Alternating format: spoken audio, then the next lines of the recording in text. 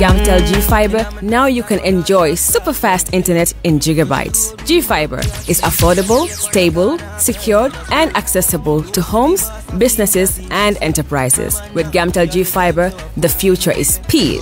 Gamtel, creating a brighter future in communication.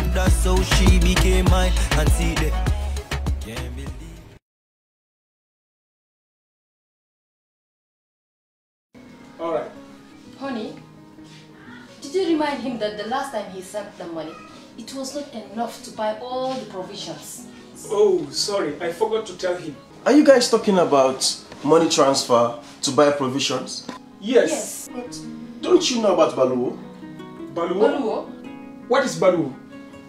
Baluwo is a service that your son can use to send provisions directly to you guys from the shop. And you don't have to worry about the exchange rate. Tell me how Baluwo works. It's very simple. Just log on to baluwo.com and shop, or download the app on your phone. You can shop on the website or using the app to buy online basic products for your family and friends. With Baluwo, you decide what your money is spent on. Your money, your choice. Buy online products for your family and friends in the Gambia, Senegal, Nigeria or Mali. Baluwo, better than sending money. Are you thinking of owning your dream homes? EJ Investment is here for you. Secure our quality bungalows with 2, 3 or 4 bedrooms, or our story buildings 3 or 4 to 5 bedrooms at very affordable prices with flexible payment plans at our Sanyang Seaview Estate, where you can enjoy the cool breeze with modern infrastructure such as tar roads, covered drainage system, modern electrification with street lights, gated entrance with security posts, and social amenities such as gas station, shopping mall, medical clinic, park, schools, children daycare, and a lot more. Our dedicated team of professionals will keep the estate clean at all times, provide security and patrol team within the estate premises, install latest technologies such as CCTV, Wi-Fi, home network installation, solar panel, and power backup system. Also, check out for our additional home facilities and interior design service such as premium tiling, wall plaster, home landscape, fingerprint home lock, and a lot more. Visit our office at Senegambia Kololi Highway and get a free site visit tour, or contact us on 4464-838. WhatsApp us on 3259220, or you can visit our Facebook page or Instagram on EJ Investments. EJ Investments, we are first in properties.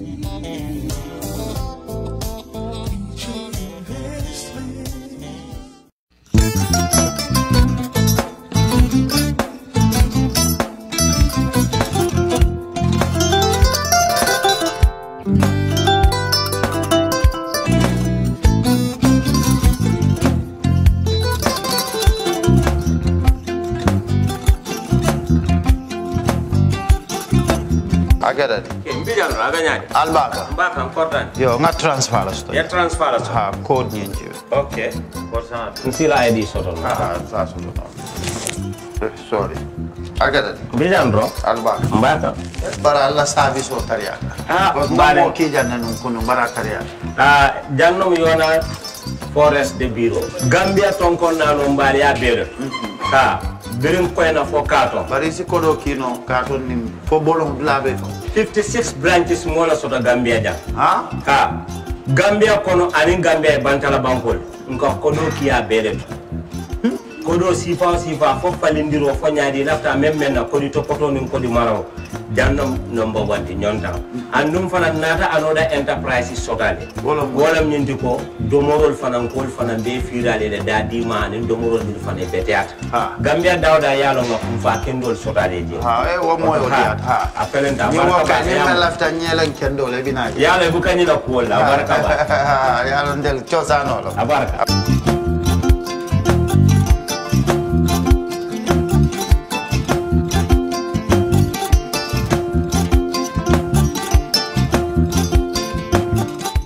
We live in a day and age where technology is creating a world without borders, filled with unlimited potential to improve the lives of the people around us.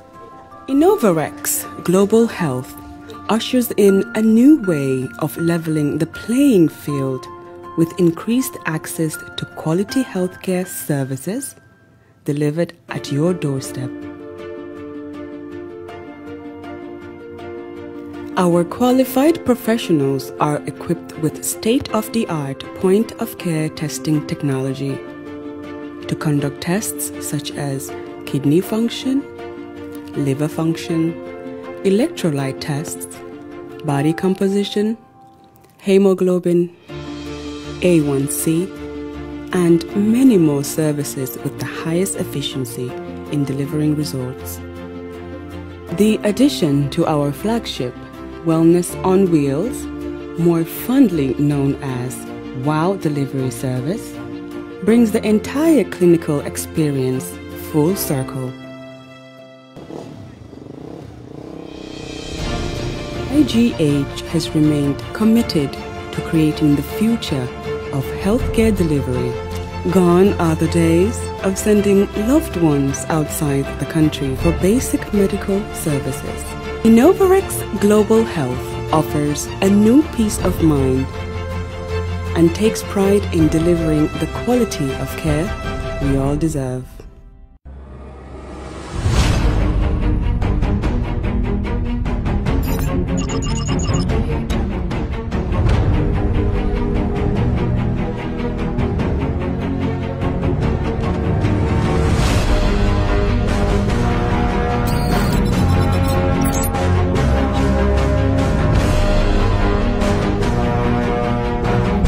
In communication, connectivity is everything. We ensure that the links never sleep. Quantities and qualities, all in our data service, providing efficient, reliable voice and data service. We believe if you're not up to speed, then you're going backwards. Communications have to flow as fast as the speed of light. Whatever business you're in, having someone who understands your needs is critical. That is why we just don't offer you technology, we offer you solutions. Enjoy Gamcel's internet broadband anytime, anywhere. Your national operator, Gamcel, Yaibaram.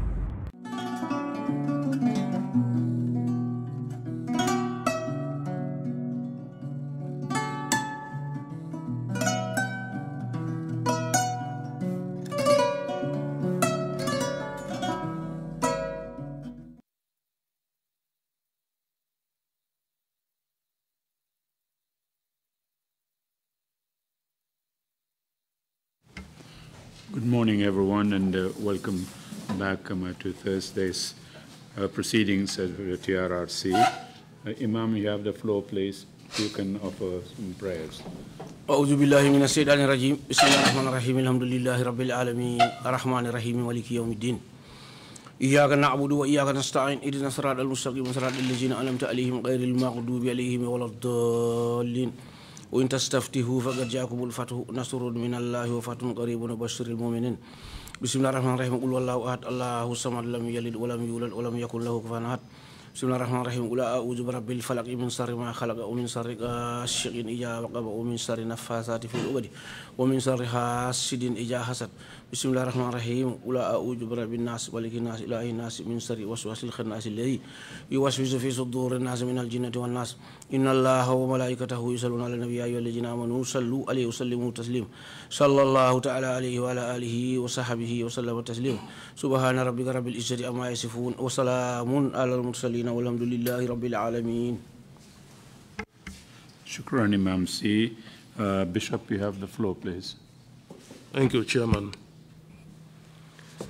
Lord God of mercy, of grace, of compassion, of love, we continue to bring before you the whole wide world during this period of COVID-19 lockdown situation that has brought about a lot of disturbance.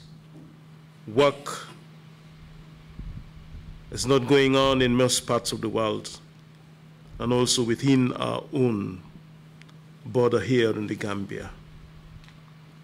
We continue to ask by your divine grace and mercy that you cut short this pandemic that is destroying and disturbing life throughout.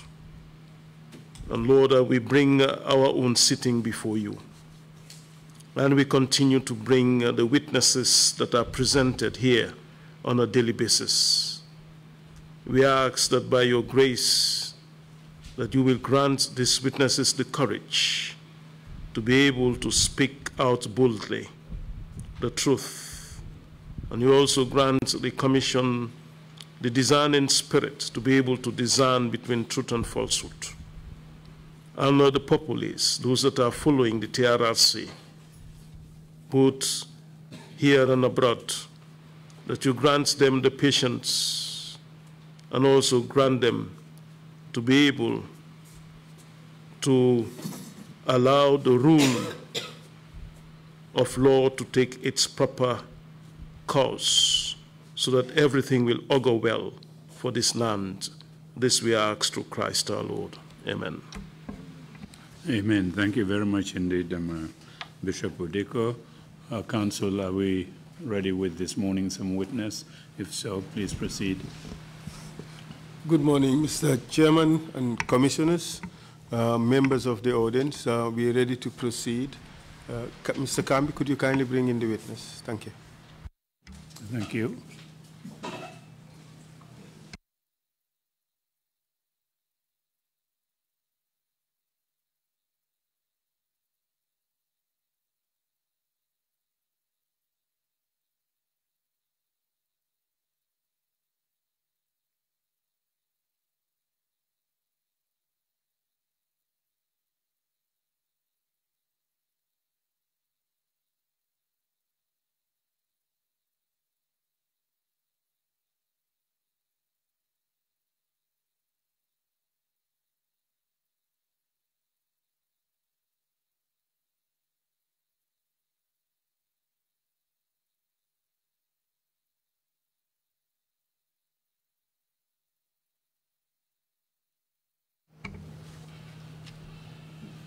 I Soriba Conde. Man Soriba Conde. Man mooy Soriba Conde. I Soriba Conde. Man mooy Soriba Conde. I Soriba Conde. Man Soriba Conde. Do swear that. Maa ngi waat ne. Dama waat. I'll speak the truth. Dinaa wax dëgg. Dama waat dëgg. The whole truth. Dëgg bi yépp. Dëgg bi yépp. And nothing but the truth. Duma fi wax leneen lu dul dëgg. Si gannaaw bu dul dëgg daal. So help me God. Kon Yàlla dimbale ma. Okay, Yàlla dimbale ma. Please, you may be seated. Mr. Chair, just a matter of housekeeping. Our witness today is of Guinean nationality. He speaks some Wolof and prefers to speak in that language. Even though he speaks Mandinka Mori, it is somewhat different from the Mandinka that is spoken in the Gambia. To the extent that he thinks that his testimony would be better understood if he spoke in Wolof. Because also we may not have speakers of Mandinka Mori to interpret to regular Mandinka in Gambia. So I hope that the interpreter from Wolof, from English to Wolof, would also appreciate that the witness does not speak deep Wolof. I think he speaks street Wolof, which is a mixture of English words and street lingo. So we just have to understand him that way. But we would give it our best to make sure that the Commission and the audience would understand his testimony very well. Thank you, Mr. Chair. Thank you for that information, Council. I think we have had magnificent interpreters. They would help us through the end with the witness as well. But thank you for that information. You may proceed, please. Thank you very much.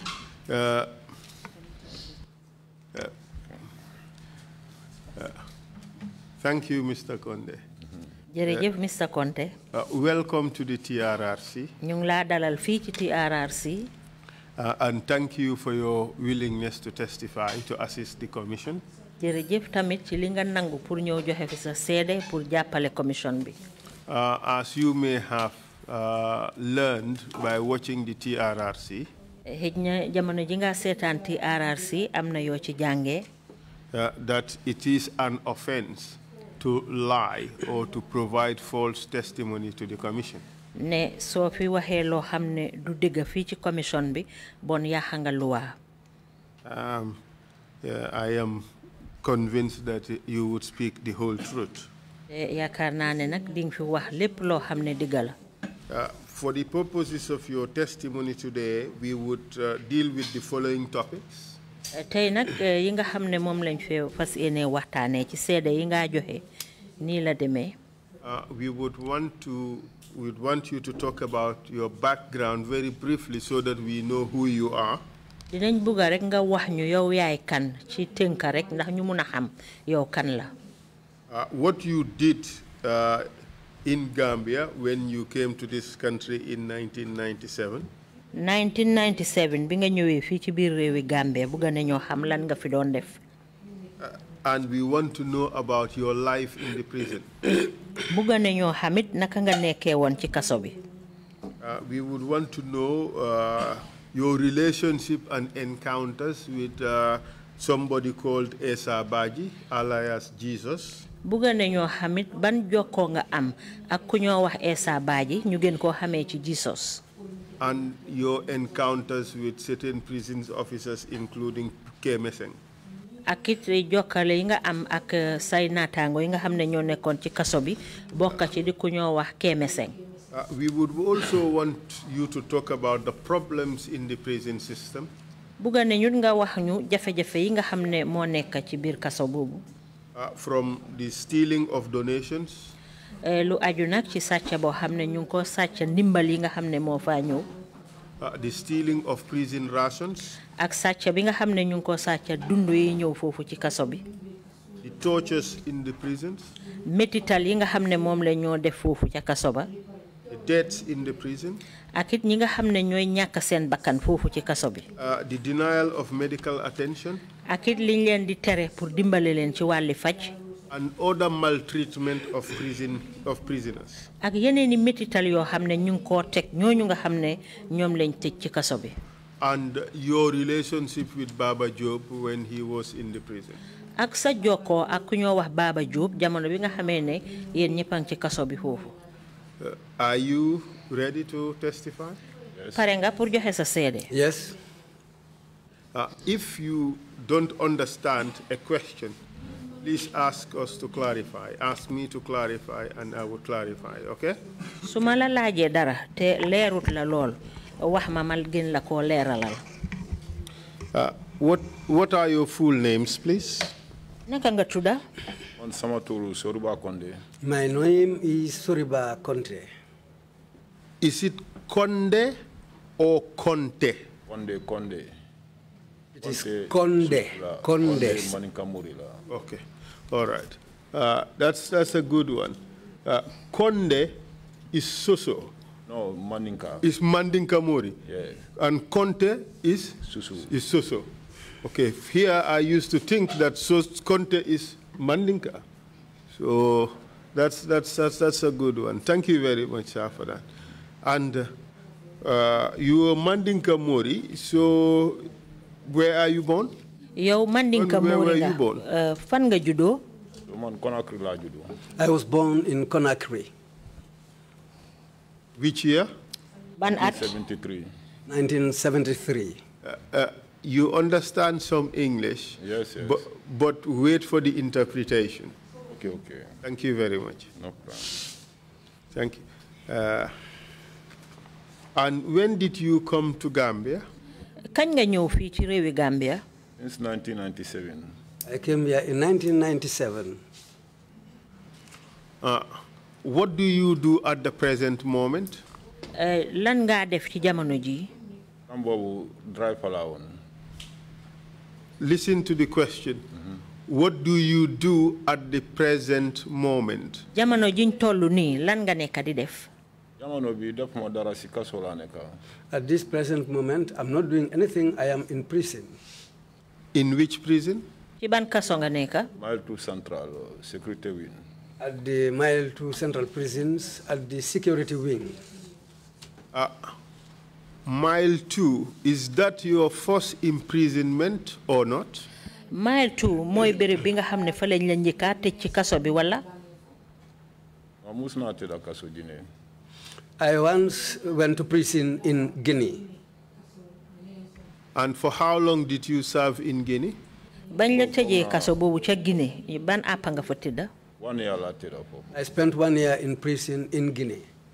How did you leave that prison? Naka nga génnee ci kaso booba nekk ca Guinée? I left the prison in peace. Did you leave officially or did you leave by other means? Waxtu bi dafa jeex ñu bàyyi la wala dafa am yeneen anam yoo xam ne noonu nga fa bàyyee? No, Bob, dama escape on. I escaped from the prison. And what's the name of that prison? Kaso boobu moom naka la tudda? Bob Labe la woon. Naka? Labe. That was the place called Labe. And it's in a place called Kinjo, correct? Mu ngi ci béréb boo xam ne ñu ngi ko wax Kinjo, ndax? Yep, si Labe la nekk. It's all part of Labe. And you did not escape alone, did you? Ba nga rëcc nag yow kenn rëcculoo woon ndax? No. No. Could you tell us a little bit about it? You escaped with how many people? Ding ñu mëna wax naka la démé yow ya ñaata nit rëcc fofu ca kaso ba? No, Bob, dañ bari woon. Well, we were many in number. Did you play a leading role in causing that prison escape? Rëcc boobu ngeen doon def yaa ñeneen ñooñu ndax yow yaa leen jiite woon? Maa leen jiite woon. Yes, I led the whole group. And did you serve in any other prison apart from Labe and Gambia? Am na beneen kaso boo xam ne mus nga faa tëdda lu uute ak Labe ak Gambia? No. Were you in Samet in Senegal? Well, Samet moom mus na ma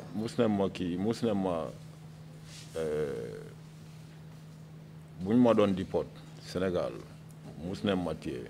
Yes, I was once held in Senegal when they were deporting me from the country. And in Gambia, what were you sent to prison for? Gambia fii lana tax ñu yóbbu la ci kaso bi?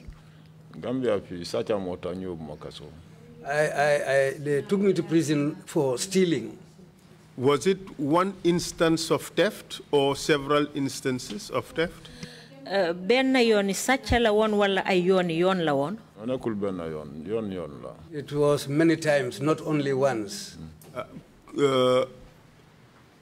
Could you tell us which incidents there were? Ding ñu mëna wax sàcca yooyu ci yan anam la? Accident bo boutique lañ daj. There was one where it was broken an entry. We broke a shop's door and went in. Only one shop or several? Ben boutique la woon wala boutique yu bari? Bob du nekk benn boutique am nga rek.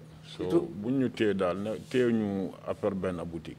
We were not caught because of one shop. It was many shops.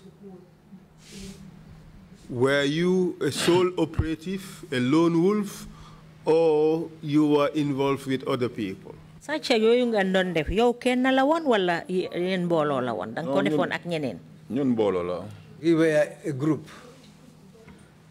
Was it just one group or you belonged to several groups of thieves? Benn mbooloo la woon rek ndax ay mboolooy sàccakat ngeen woon? Mbooloo yooyu daal sàcca lañ yaa understand so dañ xamante. It wasn't one group, it was several groups, and we all were acquainted to one another. So you were thieves who would work together in several operations, correct? Yes. Mel ni ay sàccakat ngeen yoo xam ne daal ci ay sàcca yu uute ngeen doon def. Yes. And which years did you operate as thieves in this country? ci ban at nga doon nekk ay sàccakat fii ci biir réew mi? Well, 2007 I started. We started in 2007. And when were you finally arrested? Ci kañ lañ la mujjee jàpp nag? Could you repeat your answer? 2007 lañ ñu arrest. You were arrested in 2007. Do you recall how many operations you carried out before you were arrested? Ndax fàttaleku nga ñaata sàcc nga def balaañ laa jàpp? Boobu mun na dem ba ay barna de ay juróom boutique yooyu daal. It was many. It might have been up to 5 shops. So you would agree with me that in your earlier life, you were a criminal? Yes, yes. Kon di nga mun a nangu li ne daal yow ci sa dunda ca ndoorte ga teel ngaa door sàcca. Loolu dama ko nangu. Yes, I agree to that. And you led a prison break in Labe in Guinea. Was that the only prison break you had undertaken? Tey tamit jiite woon nga rëcc boo xam ne rëcc ngeen ko ci kaso bañ leen tëjoon Labe ndax benn yoon boobu rek nga jiite woon façon ngi rëcc yooyu ci kaso yi? Non but loolu rek la daal. That was the only instance I escaped from the prison. But you also, on another occasion in Gambia, escaped from the prison authorities, did you not? Waaye amoon na itam jamono joo xam ne fii ci biir réewi Gambia rëccoon nga ci loxo ñi nga xam ne ñooy liggéey foofu ci kaso bi. Rëccoo ma si loo prison officer de si loo police la rëcca. I didn't escape from the prison officers. I escaped from the police. And this was while you were a prisoner? Te loolu fekk na boobu ñu ngi la tëj ci kaso bi. And how soon afterwards were you apprehended? Gannaaw loolu nag ci kañ lañ la jàppaat? Bés bu ñu daw the following day lañ matee. We were apprehended the following day after our escape. And where were you caught? Fan lañ la jàppee? I was caught in Brikama. And why did you go to Brikama? Lu taxoon nga dem ba Brikama? Dama bëggoon génn si dëkk bi tam boobu. I wanted to leave the country at that time. Now, after your arrest and trial and conviction, how many years were you sentenced? Léegi gannaaw buñ la jàppee yóbbu la ci àttekaay bi ñaata at lañ la tëj ba yoon daan la ba ña dañ la war a tëj ñaata at lañ la tëj? So jëf bu ma def 10 years lañ ma tëj si loolu. I was convicted for 10 years. And how about for the escape? Escape 4 years lañ ma tëj si escape. I was convicted for 4 years for the escape. In essence, you were to serve cumulatively 14 years. Bon dafa mel ni mboole seen yaa ngi war a tëdda ci kaso bi fukki at ak ñeent. Yes. Yes. How long have you served so far? Ñaata at nga tëddaagum? Dana 13 years. I spent more Sundays. Naka 13 years ak? 13 years 2 more Sundays. 13 years, 2 months, some days. That's what I have already spent out of my conviction. So you would soon complete your term? Well, 9 more Sundays. Bon dafa mel ni li nga tëdda moom léegi mu jeex de. Yes, 9 months, some days are the remainder. So that would tell us that you know the prison system in Gambia quite well. Is that right? Bon nag mun nañoo wax ne kaso bi ci Gambia fii yow xam nga ko bu baax. Dara humpoo ma foofu. Yes, there's nothing that I don't know about the system here. You are quick to admit that you were a criminal. Yes. You also accept the crimes you have committed. Why do you so readily accept these things that you have done? Yow teel nga nangu ne yow criminal nga te nangu ngay tamit tafaar yi nga xam ne yépp moom nga def lan moo tax nga teel a nangu yooyu? Dama war a nangu waa doom julit soo def lu nga xam ne du yoon so pour nga wax dëgga nit yi xam moo gën a ba nga denca ko daal.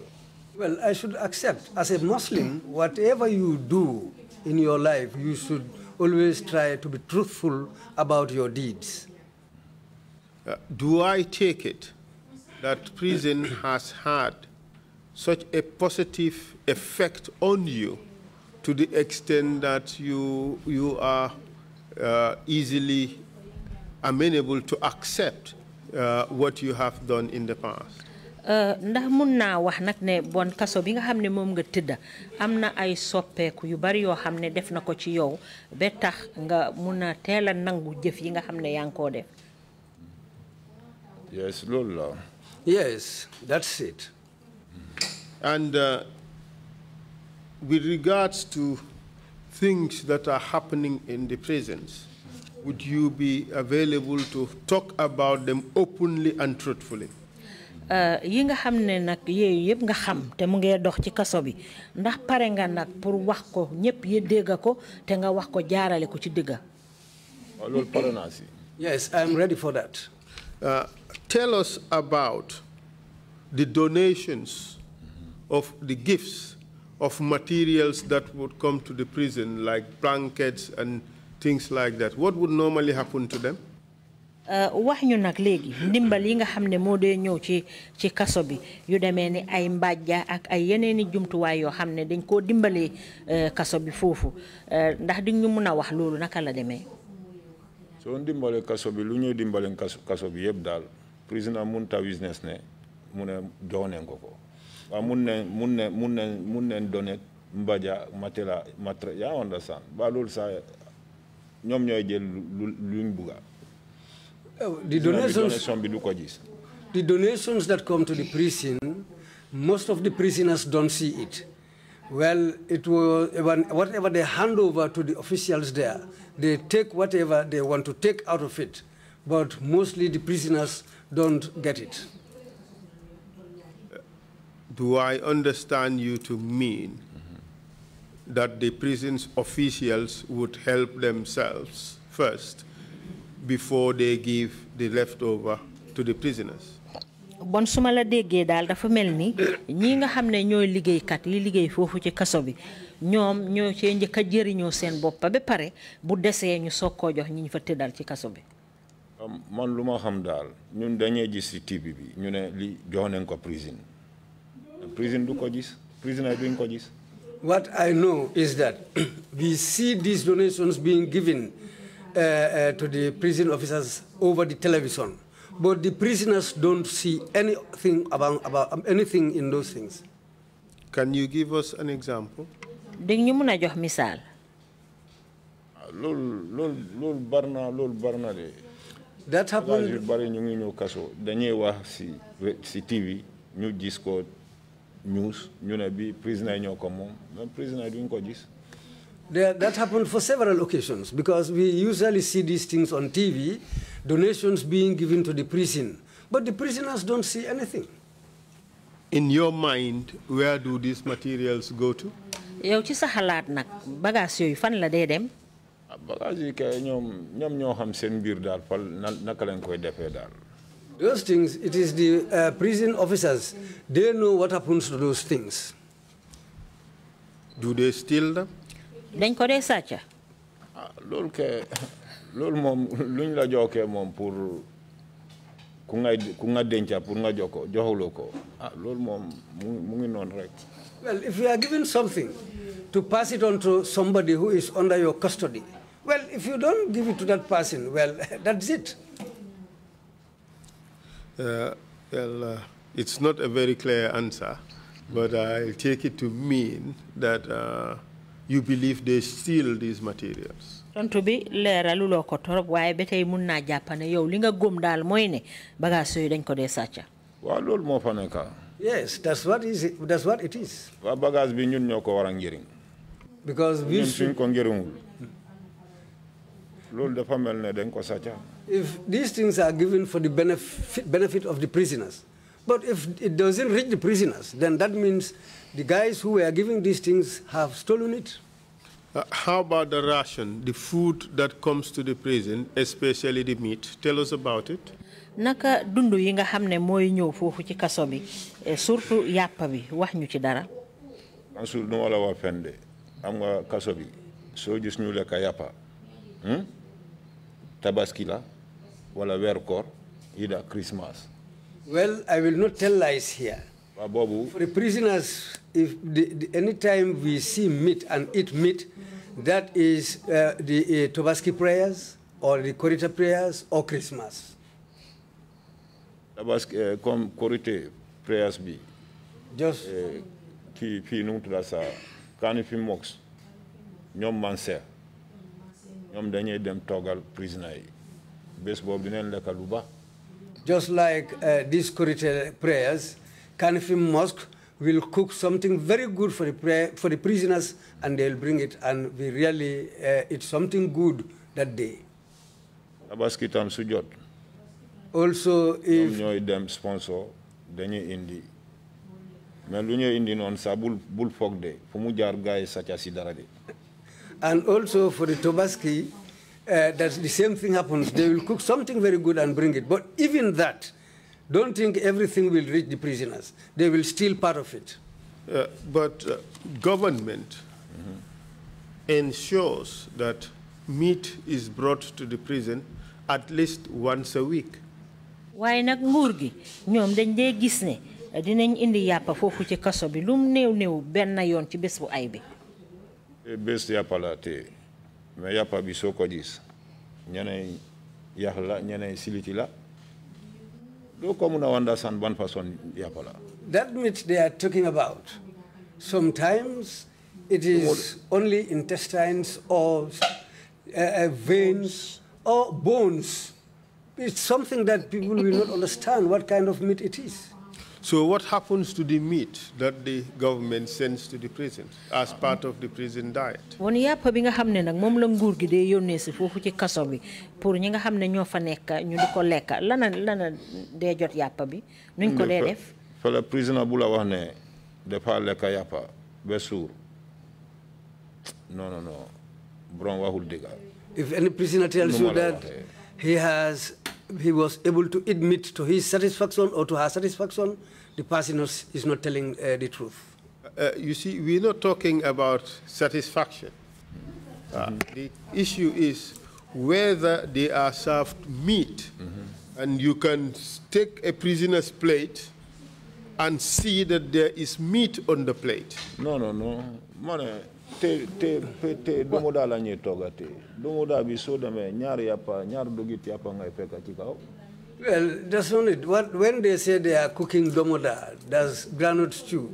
If you check properly, you will only find 2 pieces of meat inside the stew. Duma mëna ñëw fi togg wax lu nga xamné du dëgg. I will not come here and sit down here and tell lies. Si loolu la dëkk. That's what I live in. So duma bay sama moroñ fofu mo ñëw tok ci kanam aduna wara wax dëgg baña wax dëgg. I will not leave my companions there and come and sit in front of the wall and refuse to talk the truth. What happens to the meat that government normally sends to the prison? Yàpp bi nga xamné mom la nguur gi dé yónnee ci fofu ci kasso bi naka lañ ko dé def? Yàpp bi day dal dañ ko di sàcc rek. Well, the meat is stolen. Stolen by who? Ñana ko dé sàcc? Officer la dé. It is the officers. Which officers? Ñan officer la? Ñu in charge affaire yi. Légui la rek affaire yi sa dañuy nobotu légui. Mais before time David nak bi su dé ñaar tanka yeb moko mo. It is pression day jël bossam ñeneen dañuy jël boss seen boss. So yeen bu tuti lañ indi ay der. Do da mëna wanda san lool kenn du mëna né lool yapala. It is a little bit better now, but during David's time, even if a bull is slaughtered, the 2 legs belongs to David, and they partake the best part of the meat. The prisoners will enjoy only the intestines. This is what happens in the prison. This is what was happening in the prison. Which David are you referring to? Ban David nga wax non? Director David Colley. Director David Colley. Have you ever seen this before? Mus nga ko gis? ñuy rey nag bi ñoo koy wax. The people who slaughter the cows are the people who always talk about this, and they themselves.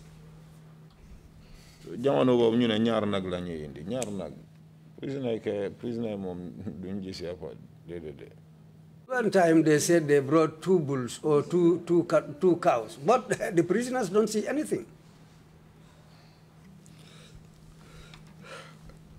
Apart from, we've talked about donations sent to the prison, we've talked about the meat or the prison rations. Now let's talk about the food that is served in the prison. Tell us about the food.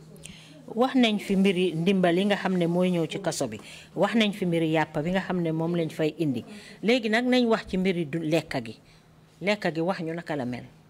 lekka bi lu gën a change si lekka bi xaaf mburu lañ doon am. jamono yaa jame xaaf mburu lañ doon am.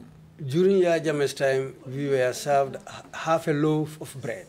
Half mburu bobu Sunday da ngay am half mburu. And that one, on Sunday, you will be given half a loaf of bread. Tuesday, I am half bread. Tuesday, you will be given half bread. Wednesday, half bread. Wednesday, also half a loaf. Thursday, you need lamb pap. And Thursday, they will bring pap. Friday, you need half mburu. And Friday, they will bring another half loaf. Saturday, you need churai. Saturday, they will bring porridge. So ngur change. When the government changed, and when this other director came, mom defa try def mburu bi every day. And he tried to make sure that the bread comes every day. Saturday rek la ñuy toga churai. Porridge is cooked only on Saturdays. But all the other days we are given bread. That's for breakfast. For breakfast. Yes, that's about for breakfast. So su fekkente ne daal dara change na mun naa ne loolu moom daal dëgga loolu change nañ ko. If I can talk about any changes, this is the change that took place there. Tooga bi. And the cooking. Reer bi baaxul. It's not good. Da nga xiib sa nga gis lekka bi. You will be even hungry, but if you look at the food, sometimes you will not be able to eat it. We want to understand more the problems with the food. Why is it that the prisoners can't eat the food? dañ bëgg xam mbiri lekka bi lan moo tax ñiñ tëj ci kaso bi duñ dee mun a lekka bi. Lekka bi moo baaxul. Because the food is very poor. Lekka bi baaxul. It's not good at all. Lekka bi. Dega do muna ne doma every day li ngay jodo am nga rek lu baaxul. Try to speak clearly. We don't know, that's why we are asking you. Okay. So explain things in detail so we understand. Xam nga ñun dañ xamut loolu motax ñu la laaj dañ bëgg nga leeralal ñu lekk gi naka la dee mel su ko defee ñu mëna xam. When they cook fish, you give us a description of the typical day, the type of fish they would cook, and how well is that received by the prisoners. Léegi dang ñoo wax ci bés bi nim dee demee bu fekkee ne togga nañ jën naka la dee mel ci ñi nga xam ne ñooy prisoners yi nekk foofu ci kaso bi. So comme Monday. Day like Monday. Monday jën caalo la ñuy togg dañuy fry caalo ak cuudu tur bi affaire bi doo ko mën a understand léeg-léeg sax dangaa jënd sauce bi caalo bi moom ñu koy lekk bariwul yaa ngi understand. What happens on Mondays, they'll cook palm oil stew with bonga fish. But even that, sometimes what happens is the prisoners will just remove the sauce and the bonga, because the way it is cooked, the prisoners cannot eat it. Can you tell us little more about the fish? Why is it that the prisoners can't eat it? Mun nga ñu gëna leeralal mbiri jën mi lan moo tax jën bi prisoners yi duñ ko dee mun a lekka. Jën mi luñ koy fry la yaa understand luñ koy fry. It is the way the fish is fried. Luñ koy togga tamit yëpp yax la soo yow lu ndaw rek nga mun a jël foofu lu nga xam ne andula yax bi lu des bi ba doo ko mun a coop. Because whatever is left there is mere bones. What you can take out of it is just a little bit of meat, the meat, and whatever is remaining there is all bones. This is why you cannot eat bones. What would prisoners normally do with the food when it is served and they don't like it? Bu fekkee ne jox nañ leen lekk yi nag te buggu leen ko naka ngeen ko dee def. Comme ñu gën a yàgga foofu dañuy try wut këriñ ligante soble yooyu jimbo yaa understand ñu ñëw tàngal maaro bi toogaat ko seen boppa ñu ko mun a lekka. Those who spend long periods in the prison, what they do is they will try to get hold of some onions and jimbo. And what they do with the rest, that food is they will recook the food again, they themselves, and add these things like onions and jimbo and recook it until they are able to eat it. Give us like an example, like your typical day in the prisons. Take, for instance, yesterday. Just tell us about your food for yesterday. So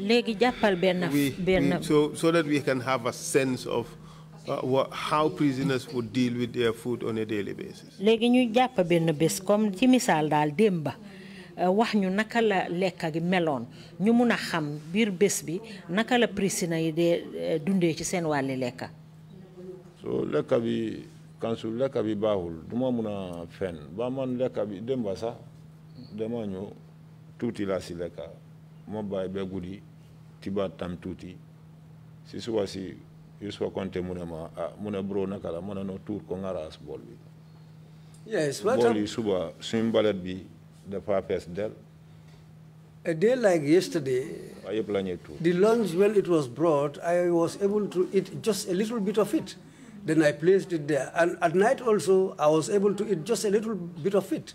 So Yusuf Conde asked me this morning, bro, what about the food? I told him to go and throw it because it's not good. But how does the food today, how does it compare now? How does it compare to the food before 2017? Legi lekka yi nga xamne yéen ko lekka legi naka nga ko mëna mengalé ak yakka yi ngeen daan lekka bala 2017 legi before maro bi du dom bari dañ lay defar malo bu ndaw tuuti leen lay jox daal mais legi mom so gis ñom ñu ne dañ improve dañuy def bol bi malo bi dafa bari mais sauce bi daal du ba. Well, the difference is before they will bring a very little bit of rice, which is not much. But the only difference is they bring what they bring now is more than what they used to give us before. But still, the sauce that is put on top of the rice is still bad. Okay, which situation is better? Ci ñaar yoyu ban mo gën bala 2017 ak légui ban mo ci gën ci li ngeen na lekka? Non, fu mu toll ni tambi la tane. Now there has been some improvements now. So then pre-2017 the quality was bad, correct? Yes. Bon bala 2017 dan lekka gi baxuton. And the quantity was also insufficient. Tay du dan sakan. Du dan sakan no. Yes, not much. It's not all the problem, but I can give you an example. When I was taken to Janjambure, when I was at Janjambure,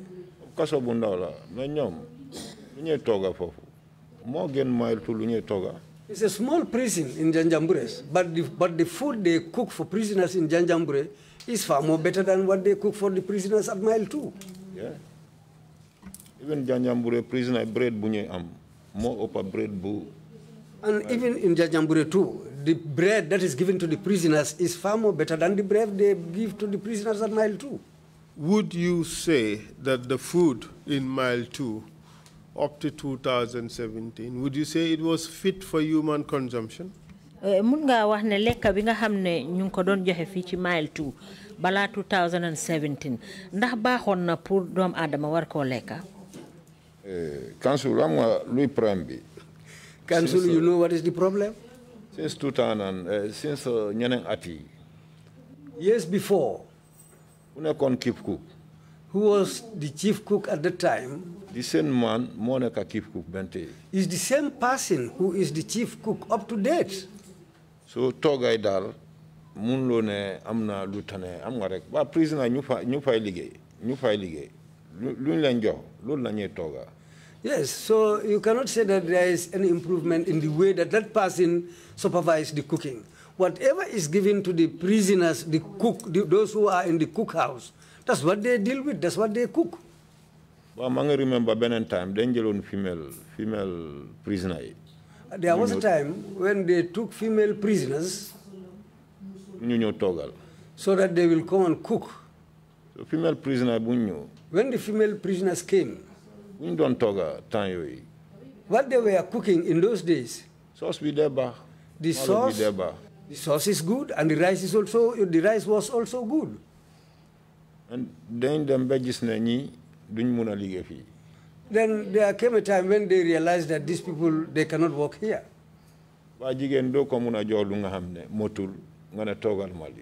You cannot give something to a woman which is not enough, which is not adequate, and tell her to cook something that you want. Why were the women cooks removed from the kitchen? After they prisoner gori munne reb jigeni ya understand am nga ñom lu ñuy xalat.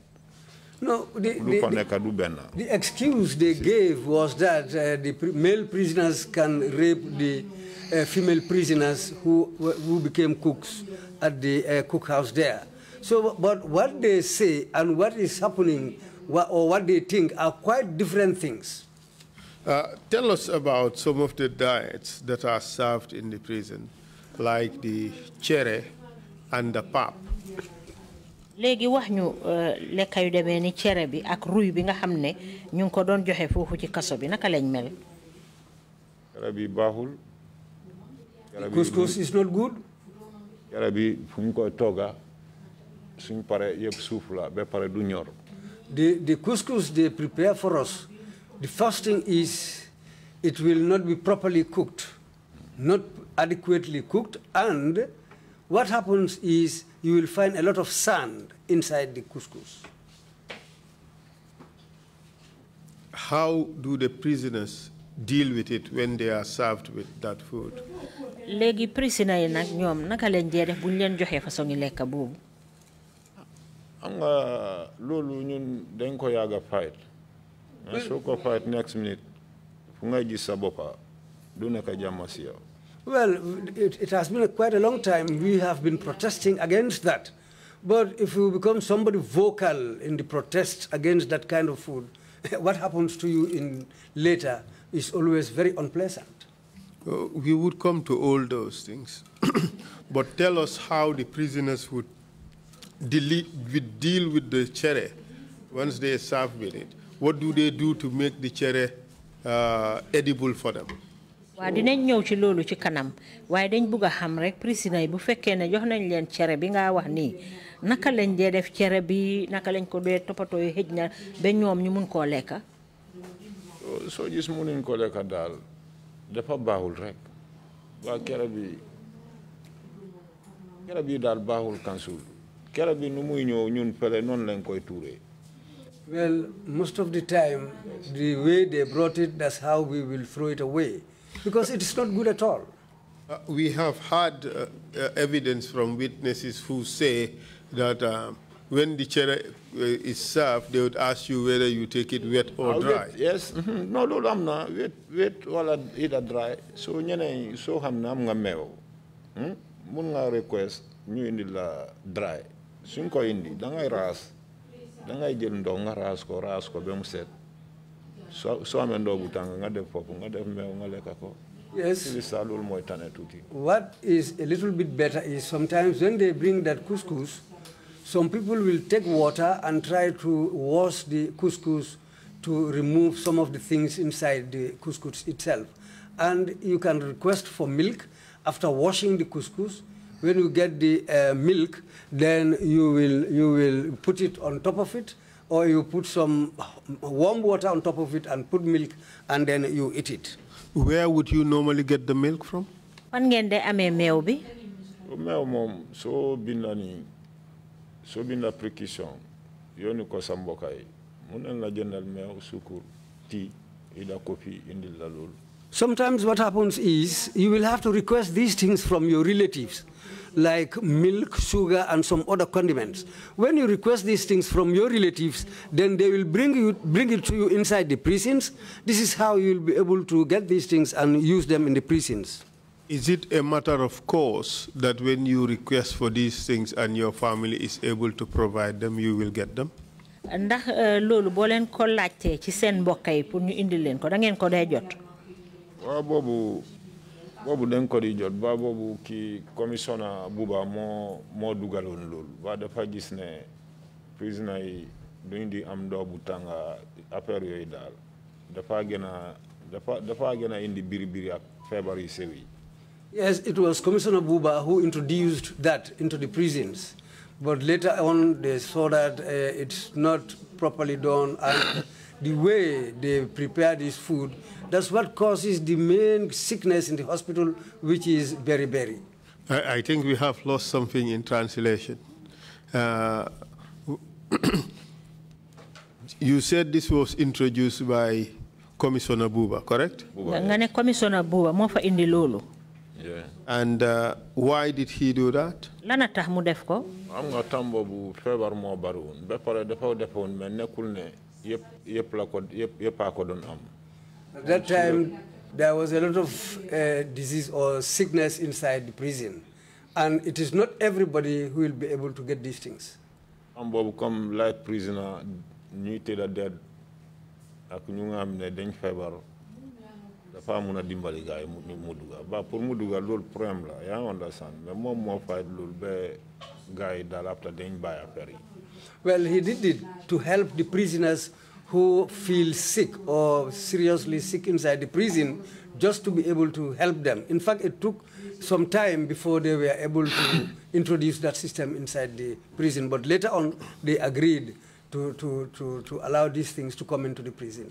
In a sense, you're telling us that this was a privilege that was not extended to all the prisoners. No. Bon dang ñu bëgg wax ne li dal nimbal la won bo xamne nekkuton prisoner yépp ko doon mëna am. Lool privilege la ba serfla député directeur defata mu ne prisoner warta leka sukar.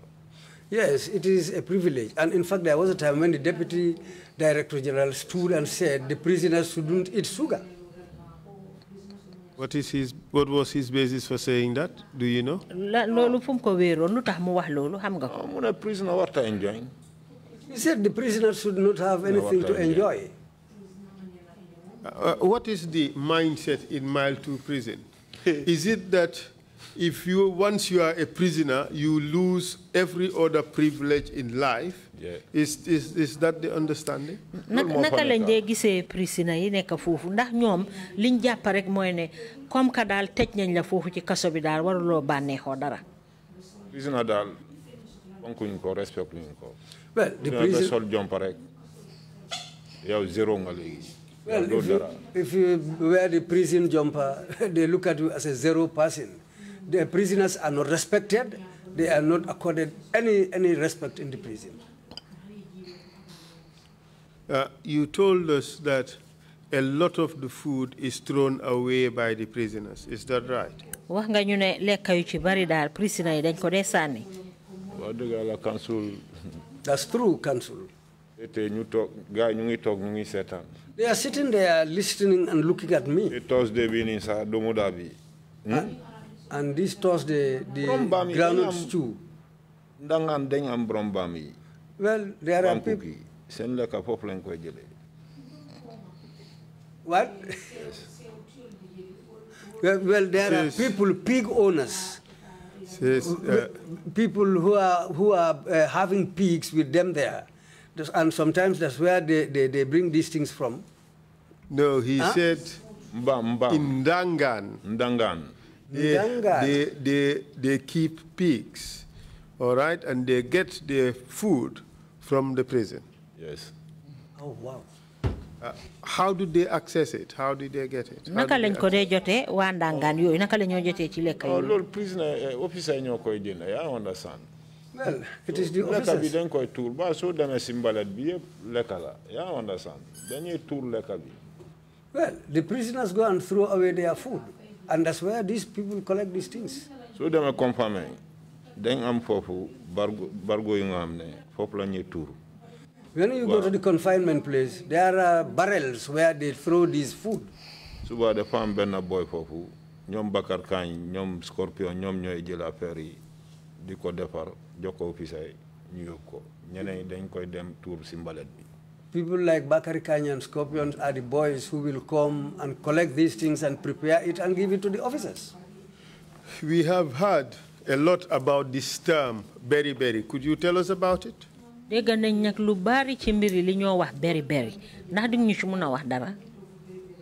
Beri kay moom lekka bi la ak ñu tëj la benn place dem loo fen.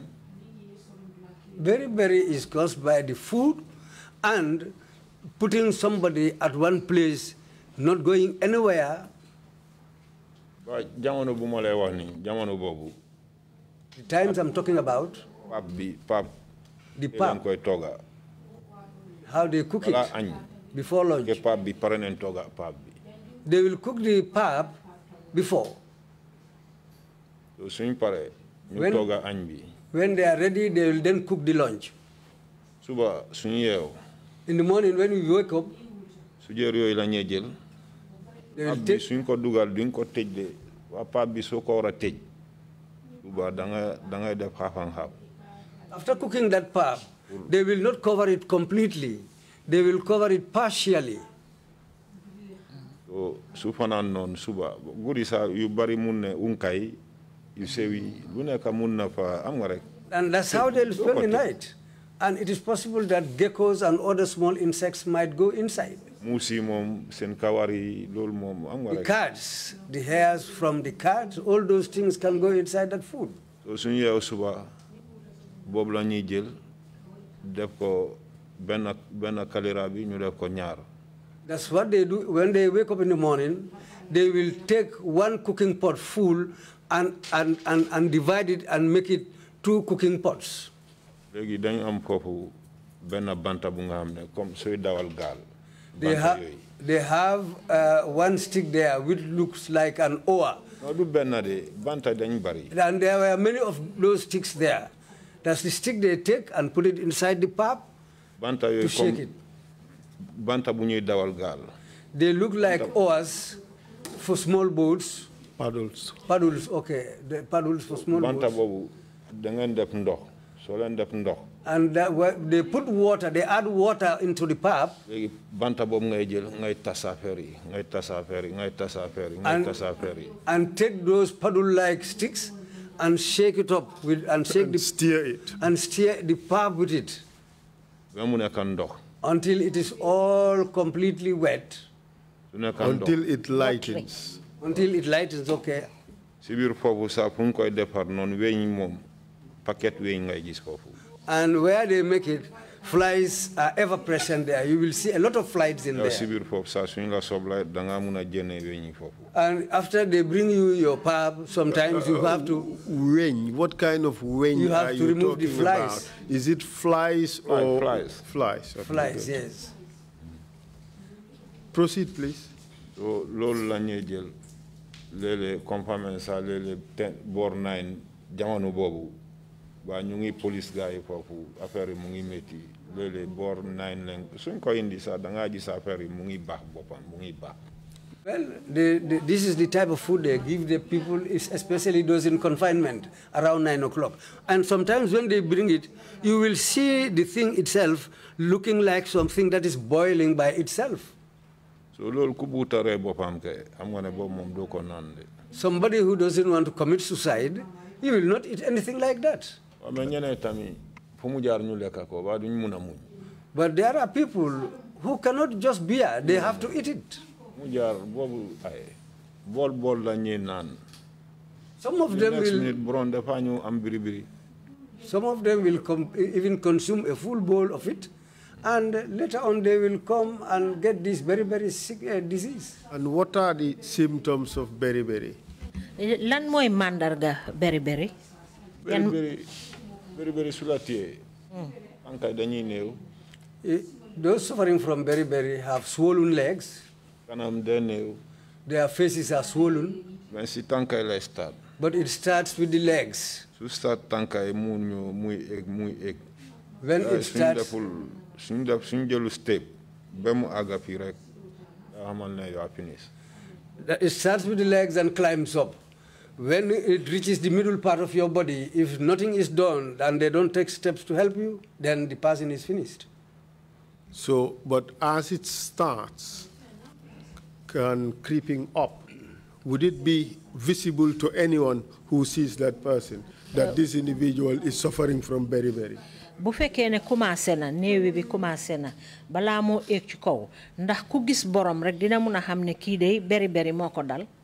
Waaye soo gis nit kii nii rek mu ngi leer kanam bi mu ngi leer nga xool tànkam nga boo yow naka la soo ko ne naka la rek da nga def ni tànkam rek soo def ni da nga gis ne tànka bi dafa nekk si biir du éeg. Well, what happens? The symptom is yow beriberi moo la téye. The person's body starts to shine. The body looks shiny. The skin looks shiny, and the swellings. If you put your finger on top of the person's skin and push it, your finger will go deep inside. And if you look at it before that thing comes up again, it will take some time. So that's the time. We say to each other, "Boy, you have beriberi." Well, if it is that easy to diagnose a person with beriberi, why would people die of the disease? Because it's like it's easily detectable from the onset. Bu fekkee ne mandarga yooyu dinay teel a feeñ te ku gis borom rek dina xam ne beriberi la am bon lan moo tax beriberi day rol nit ki su fekkee ne di nga ko teel a xàmmee ci moom. Ansul ñuy pour jël nit yóbbu la hospital jël la yóbbu la hospital loolu mooy problème bi. The problem is to take prisoners and take them to hospital is always a problem for them. You also complain. If you complain, clinic, painkiller than later. If you go to the clinic or they take you to the clinic, their clinic there, they will just give you painkillers. You see? Lastly, Lastly, they were very annoyed with me for that because there was somebody who was having stomach problems. They didn't bring flagyl for him.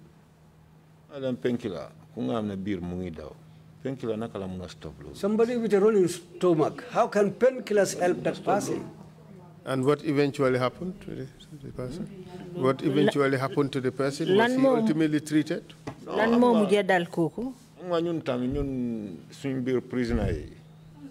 We prisoners there, some of us keep medications with us there. Some of us have quality medicines in there. If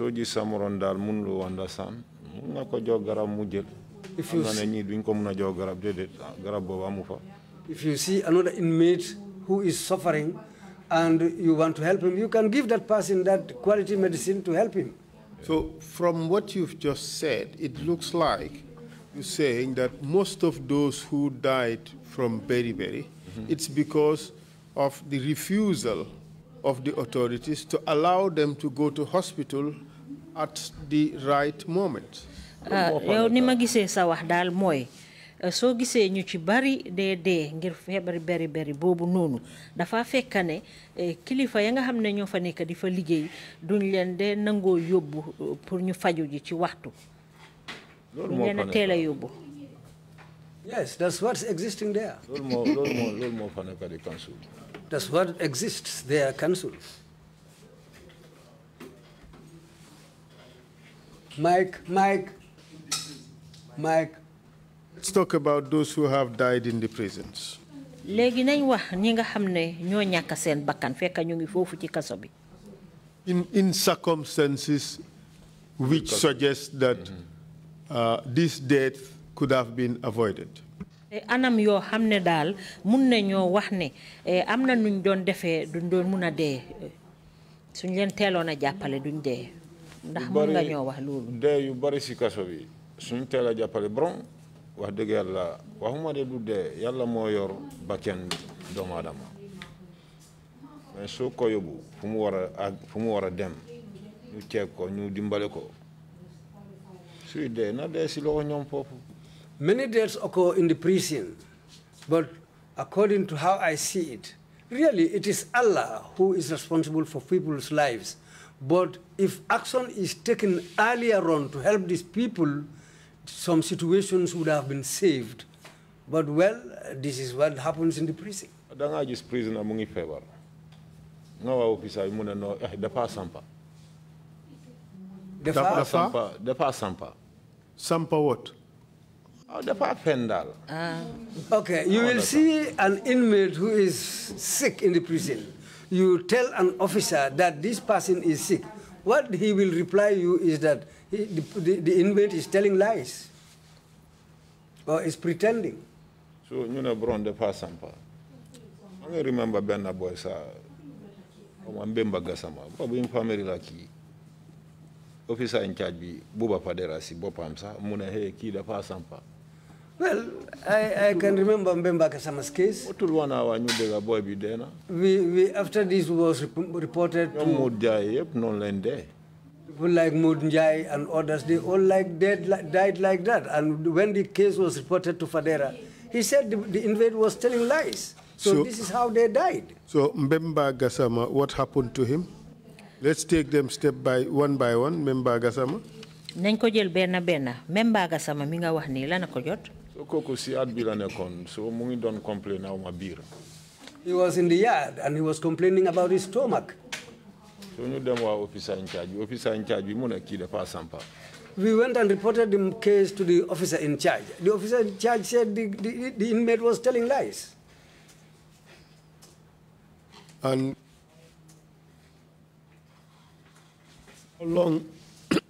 how long after that did he die?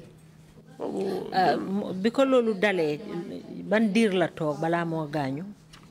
Jëlul 1 hour sax. It didn't take 1 hour. Ñu ne Mbemba bi moom dafa gaaw. They said Mbemba's death happened quickly. Dafa gaaw trop. Quickly. And time bi la ni. And it was around a time like this. And tell us about Modou Njie. Tell us about wax ñu mbiri Modou Njie. So Modou Njie tamit am nga kooku tamit dafa doon fatal.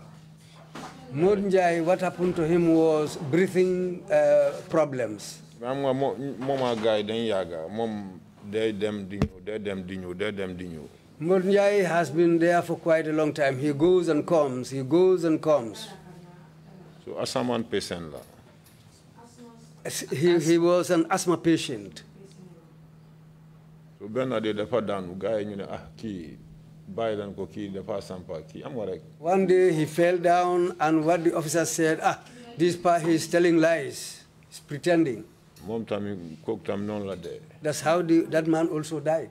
So, in a sense, you're telling us that the authorities are often negligent about complaints made by inmates, especially complaints about medical conditions. Bon dang ñu bëgg wax ne daal kilifa yi nekk foofu ci ñiy liggéey foofu ci kaso bi dañ dee sàgganee tawat yi nga xam ne prisonniers yi ñu ngi koo tawat surtout seen wàllu wérgu yaram. Kansul ñi wérgu yaram bi daal nga dee daal -1 moo gën. Kansul, what is there is to die there is better for them, -1. What do you mean by that, -1? Explain that concept. Lum tekki. -1 so amee 500 -1 nga jënd fa benn jënd na. It simply means the numbers decreasing. If you have 500 inmates and one dies, it is -1.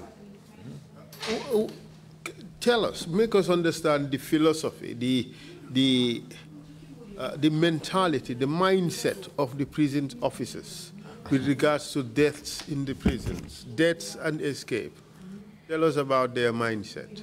léegi wax ñu ñi nga xam ne ñooy liggéey foofu ci kaso bi seen gis-gis seen xalaat ci yi nga xam ne mooy ñi fay dee ak ñi nga xam ne ñoo fa rëcca ñoom nga dee si kaso bi moo gën nga escape ku si kaso bi waa ñoom ñu ne as for them you die in this prison is better for them to escape seen doom dee si kër gi moo leen gënal prisoner daw si jeel bi even to have their kids die in their compounds is better for them than a prisoner to escape from the prison. And escapes means that much to them? Bon rëcca bi noonu la leen tollu. So their mom, lol ke mom, ñu ngi kontaan. I understand. When an inmate dies, they are happy about that. Yes. Nit dafa dee fi kenn du looy xalaat. Somebody dies and nothing is done about it. What do they think? Ni sa comme ñun yàgg na comme moom ñu feel ko mais feel boobu tamit sa benn début la. Just like toog ngeen xalaat am nga rek kenn mënu si dara. Like somebody who has been there for a long time and they are acquainted. Maybe for people like that, they will think about them, but just it's a little bit. But as for them, they don't take it as anything. Death is just death to them. How did you arrive at this conclusion that for them it is better that their children or a child of theirs would die at home than for a prisoner to escape?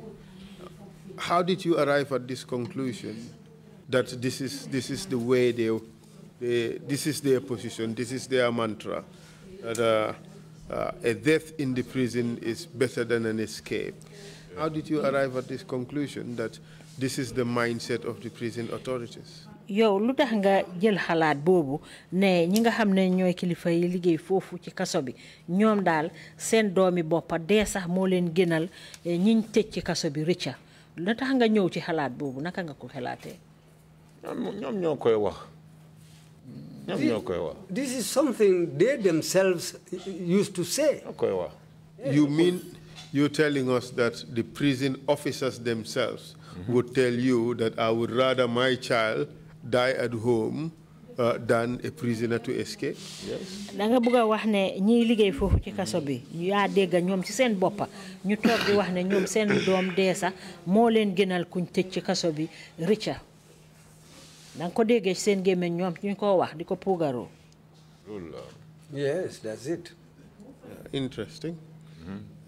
Now let's move on and talk about tortures in the prison. Léegi nag ñu taxu ci beneen fànn mooy ñi nga xam ne dañ leen dee métital foofu ci kaso. Perhaps before then, I just want us to explore some more examples of death in the prisons and maltreatment of people in the prisons. Tell us about this teacher, Ibrahim Asanya. Bala ñoo ñëw foofu sax ñu delluwaat tuuti ñëw eggali ci ñi nga xam ne dañ leen deen mitital foofu wax ñu lu aju ci teacher bi ñoo wax Ibrahima Sanyang. So Ibrahima Sanyang teacher dafa amoon problème ñu indi ko foofu mais ñu ne pam nen teacher du nit ku wér ba post kaso am sa dafa musa rendi benn boy foofu diko boy boobu waa Bisaw la. Well, Ibrahim Sanyang, we all know that he's somebody who is not well. Even his first time to come to the prison, he killed somebody there. He nearly decapitated somebody there. He slaughtered somebody there. Oh, he cut somebody's throat. We don't know whether the person died or not. Yes. The person didn't die eventually. He just slit the person's throat. So then ko jene fofu ñu ko confirmer. Mu discharge. Bu mu discharge mu dem. They took him to the confinement and later discharged.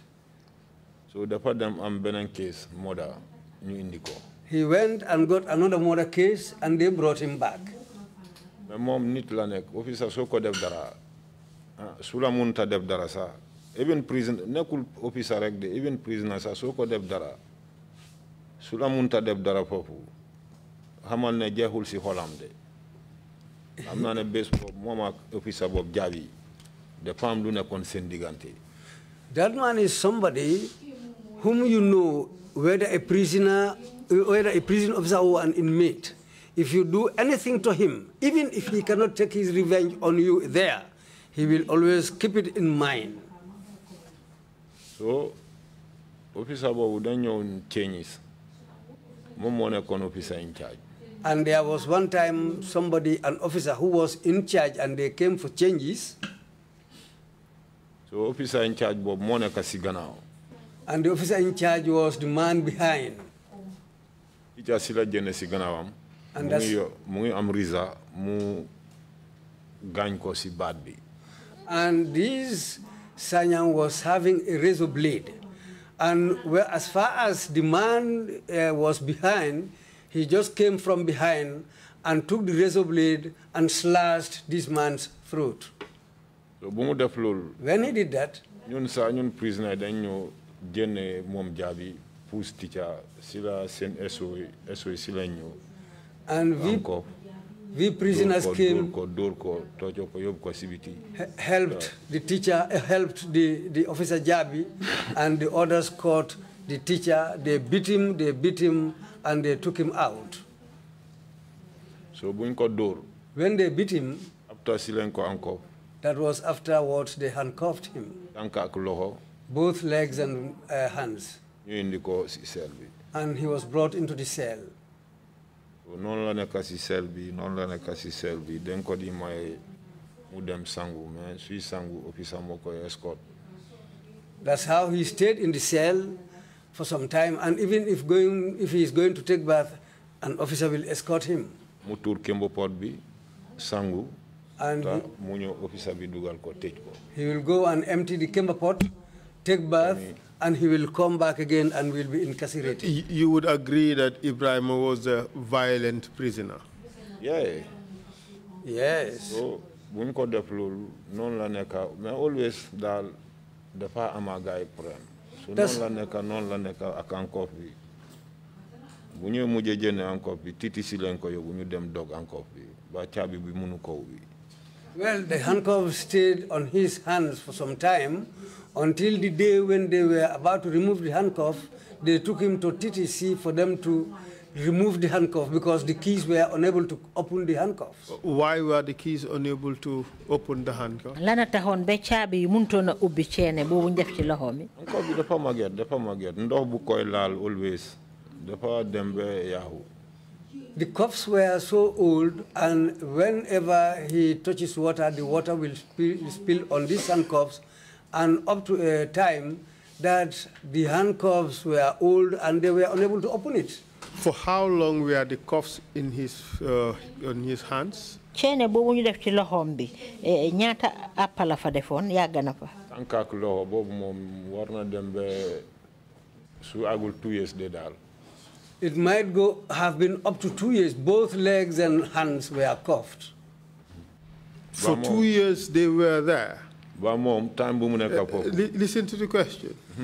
You mean that this person's been in handcuffs, in chains, restrained for 2 complete years? Danga buga wax ne dañ ko ciéné diri ñaari at ciéné bobu mu ngi ci loxom ya tankami. Bobu du mom kenn sa amna ñu nga xamné fofu ñom soldat lañ ñom dañ lañ cien 2 years.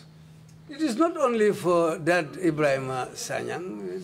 There are some soldiers who are inside the prison. In fact, it takes sometimes more than 2 years. They were chained. 2017 we lañ jëne handcuffs ci gaay.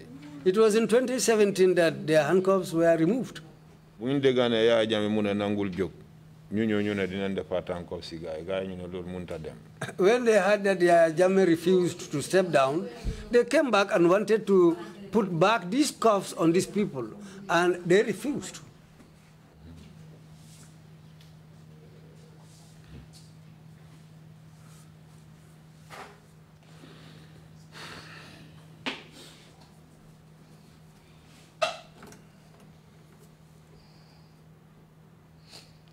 This is what the law says about restraints. I think I should read it out to the Commission. It says in Section 40 of the Act, whenever the officer in charge considers it necessary for the safe custody of any prisoner that he should be confined in irons. The operative word is safe custody. Whenever the officer in charge considers it necessary for the safe custody of any prisoner that he should be confined in irons, he may so confine him in such manner as may be approved by the commissioner. The irons shall be removed from the prisoner as soon as circumstances permit. The operative phrase here is for the safe custody of any prisoner. It appears, and tell me whether I am wrong, that those inmates who've been kept in irons or in chains for years were not put in chains for their own protection. Bon dafa melni ñooñu nga xamne dañ leen ceene ay at ñu ngi leen def ceene yooyu noonu defuñ leen ko rek de pour ñoom seen kaaraange boppa ñoom du loolu de duñ def loolu de ñoom dañ leen def loolu pour am nga ñoom dina la wax neneen loolu bente loolu moo nekk di daw yaa understand. That's not the case for them. These people were just in chains for something else, but not for their own security. And this is what's still going on there. I also am a problème ya jame. You indi la mile 2. Do am jamade. If you have a problem with your jamme and they happen to bring you to mile 2, you will never have peace there. Tell us what would typically happen to such people. Wax ñu nak ñooñu naka lañ leen luñ leen dé def ba duñ am jamm. Duñ mëna am jamm de ba yow do mëna am jamm yow dal neneen de nga nekk seen mbokka waaw lool mom mën nga am jamm. Maybe lool mom no. If you are related to them, maybe they will be able to leave you, or you will have some peace with them. But you are not a relative to them and you happen to come on the orders of Yaya Jammeh, you will have no peace in the prison. Tell us about Mama Dimane. Wax ñu mbiri ku ñoo wax Mama Dimane. Mama Dimane dañ ko indoon awma Brikama Ba lañ ko jël. Ñu ne teacher la woon.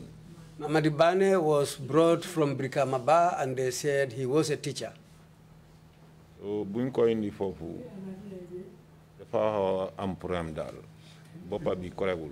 When he was brought there, it looks like at that time he was having a mental problem.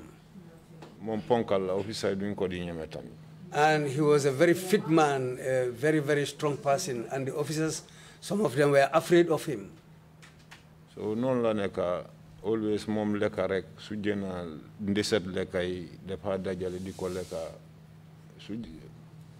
And he likes to eat a lot. Even the other remnants, he will pack them together and eat. So non la neka mungi chop yoy, mungi leka yoy. And that's why he was like that in the prison, eating a lot of things, remnants from other people, and that's how he developed this beriberi. Bumu ame beriberi, benade denwa ofisai, ba mom duwa, mom always mungi nopi. When he developed this beriberi, they told the officers, because he's somebody who will not talk, he's always quiet. Denwa ofisai nyuna ki beriberi la am trial ngen yob ko clinic. We told the officers that this man is suffering from beriberi. Try and take him to the clinic. Was it obvious to anyone who looked at him that he was suffering from beriberi?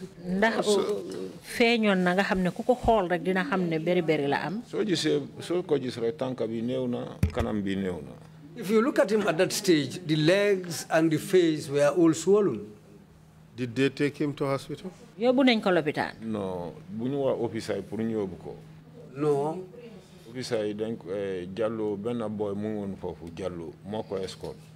When we told the officers, initially they refused, but there was one officer called Jallo. Jallo escorted him. When Jallo escorted him until on the road, long distance. People suffering from beriberi cannot walk long distances. Is that also known to the officers? Ndax lolu tam officer yi xamone nañ ko. They should know. So, mama di dañ dem bes yoon bi, mama di mu buga tok. Jallow went with Mamadi up to the road and Mamadi wanted to sit down. So Mamadi bu buga tok. When he wanted to sit down, gaay dañ fogg ne dara la buga force suuf pour mu jam len. They thought that he wanted to pick something from the ground and throw it at them. Non len ko profito dor ko. And mujjewuñ ko yob clinique sa non len ko delo. And that's the time they fell on him and beat him mercilessly and brought him back into the prison. They didn't even continue with him to the clinic, to the hospital. And what happened to him? So dafa ñëw si bés boobu bu mu ñëw bés boobu ñu dugal ko si cell bi tëj ko foofu. When he came back on that day, they put him inside the cell and locked him up there. So si biir bu mu ko dugal si ngoon si dafa yu kenn nalawul foofu. Tambom number 5 la nekk second moom mu ngi second room man maa ngi last room. He was in the second room and I was in the last room, but he kept on shouting. That day nobody slept there. He went on shouting. So dafa yu ba boor set. He kept on shouting till daybreak. Amul officer buy ñëw lawyer amul ku déedéet ñun prisoner rek ñooy sonno ba ñun kenn du mun a nelaw. Not even one single officer came to inquire about his case. It was the inmate who went on suffering inside the cell there. Non la nekk ba ñu taken over, after taking over, waa ji si la stop yu bi. And that's how he came what to is taking over? Shouting there until... Suñu konti daal. Suñu? Comme ñu war a wàcc ak ñu war a ñëw. Okay. When they were exchanging duties. So, after loolu, waa ji dafa noppi. After that, ñu yónnu si biir néeg waa ji ñu xam ne kii moom kii dee na. It was. Dem waa gars officer ñu ne kii bàyyi ngeen ko si sel bi ba dee na de, I understand. It was after the exchange of duties that the guys who came on duty went to his cell. They looked at him. The way they saw him, that's the time they went back and reported that they thought that the man is already dead inside the cell. In a sense, apart from the beating that he suffered from the prison officers, he also died as a result of their negligence. lu ute sax ak dóor yu métti yi nga xam ne officer yi dóor nañ ko bon dafa mel ni seen càggante moo tax ba mu dee. Yes. Loolu moo fa nekk. Yes, that's what it is. We would take our break now, and when we come back, you will tell us about Alfuseni Bah from Sarengai and also Malang Sonko. Dañoo demagum break waaye bu ñu ñëwatee dañ ñu wax mbiri Alfuseni Bah jógee Sarangay ak Malang Sonko. Okay. Okay. Thank you, Council, and thank you, Mr. Conde. We will take a 30-minute break and then come back at 12 noon. Thank you. Mr. John. Nilom international otoda #1. Amanke ba domo la jang damman. Esa domo jang is atariya. Wo mu kubandi. Sa na ko sa futandin. Oto sa na ko be mu CK's restaurant. Ndaba na janna mu yat ni manje dorom bijam. Aban. CK's restaurant, known for best quality food and customer satisfaction.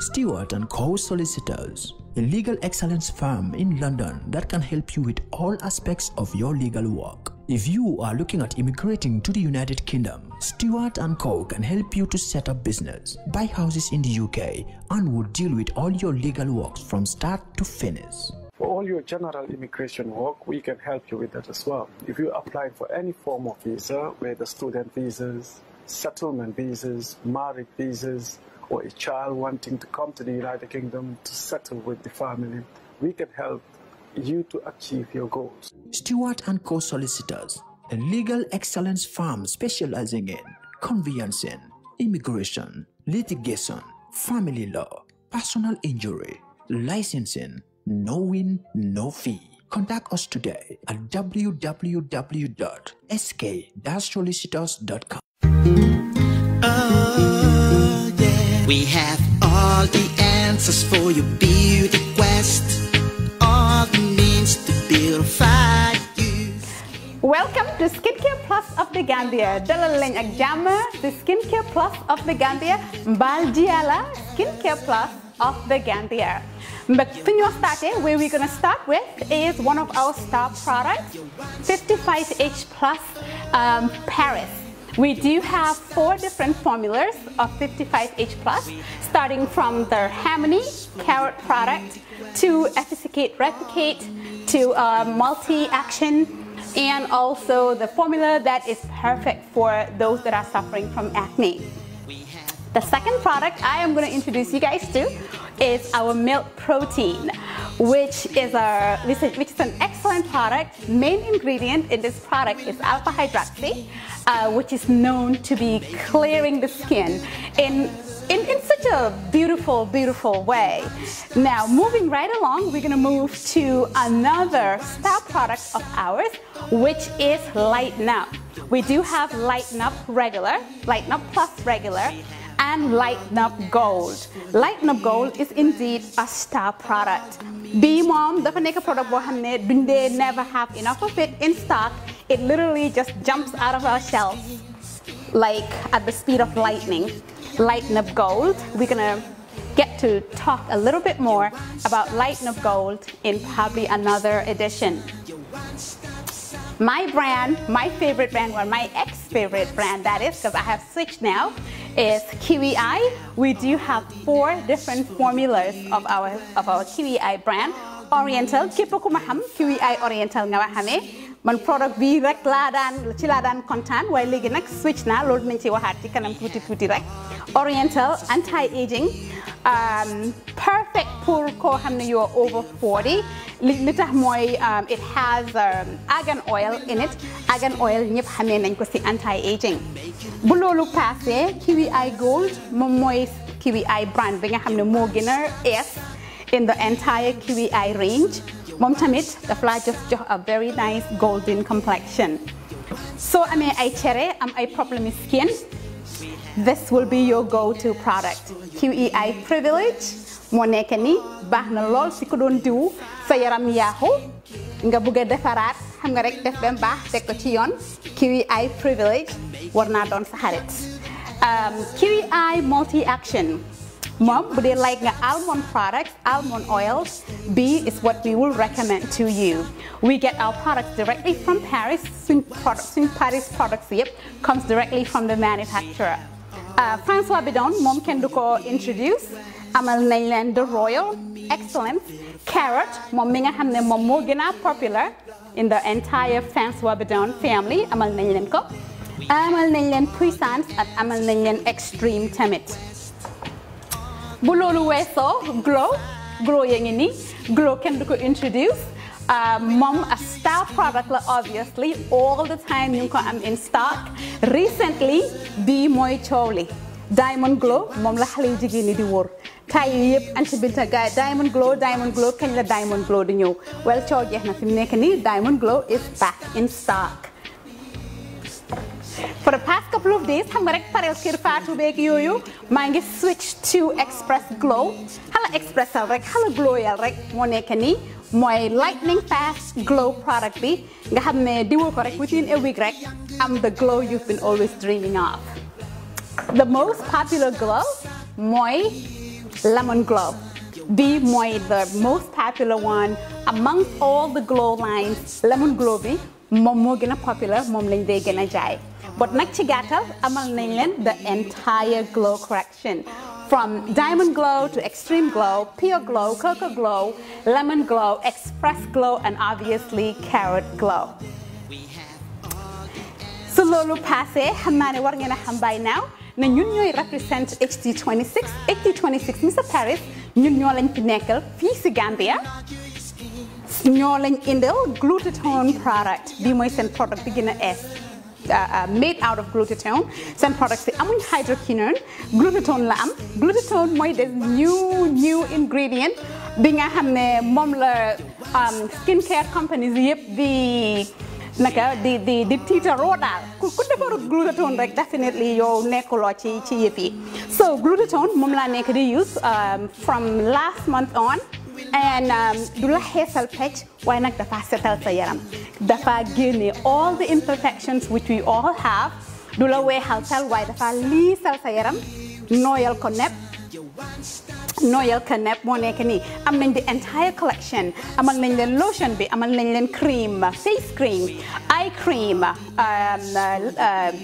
what is this one amal nañ leen glycerine amal nañ leen sax ak glutathione product boo xam ne pour lunette la moo nekk nii su loolu passé amal nañ leen the glutathione vitamins seen vitamins yi ñoo nekk nii one a day nga ko jël and not only ne dafa leeral sa yaram but it's a very good anti-aging antioxidant anti-aging vitamin la ci gàttal oil si nekk nii HT26 ben tey rek ñu ci HT26 amal nañ leen 8 different kinds of oil from barago oil to carrot oil lemon oil name it in skincare oil am nañ ko seen oil si is not only for skin but mun nga use oil si for your hair and some are for your entire body góor ñi indil nañ leen a moisturizer who says na diwi jigéen rek lañ dee jaay xam nga rek yéenay suñ xarit buñ defaree jigéen yi foog yéen tamit ñu sóoraale lañ amal nañ leen a very very good moisturizer very hydrating from HT26 du la xeesal du la leeral dafa ànd rek nooyal sa yaram HT26 ben tey waxoon naa la ni ñoo fi nekkal HT26 seen Topsy gel bi Topsy gel line bi moo nekk nii bii pour koo xam ne la waruloo xeesal really waaye leeral rek nga bëgga leeral nooyal mooy bii mooy HT26 Topsy gel tamit amal nañ leen the entire collection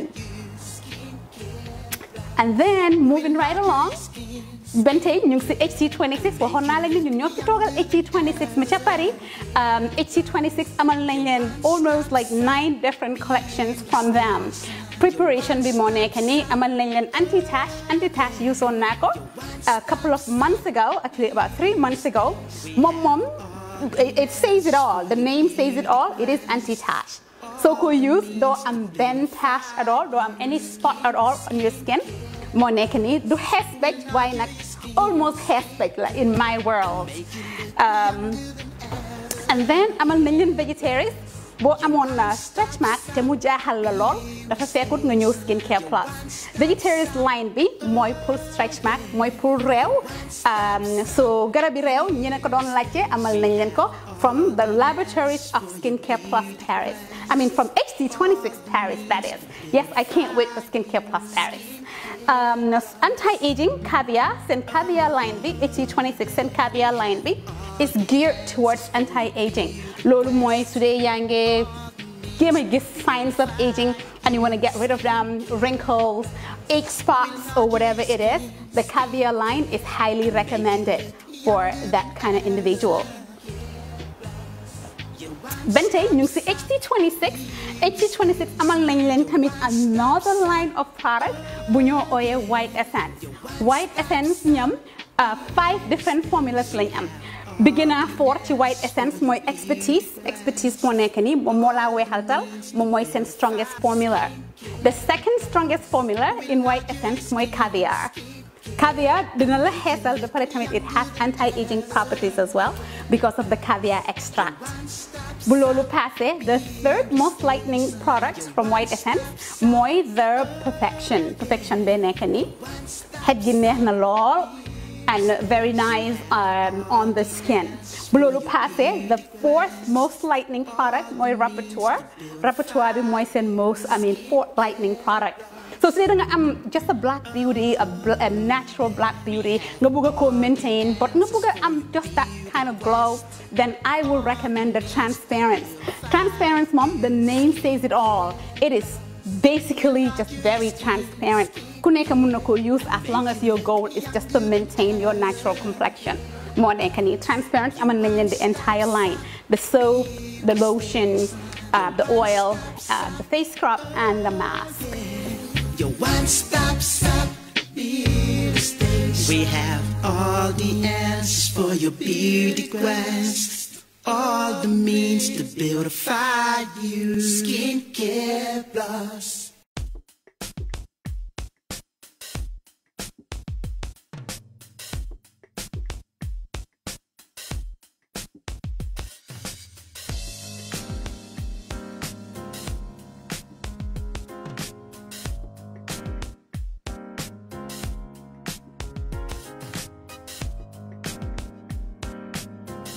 Miss B Designer Outlet is the #1 quality and affordable stop shop for all your needs. Get your evening dresses, suit and ties, office wears for both ladies and gentlemen, beach wears, sport wears, pure leather shoes for men, quality belts, bags, heels for all beautiful ladies, original perfumes, accessories, and a lot more.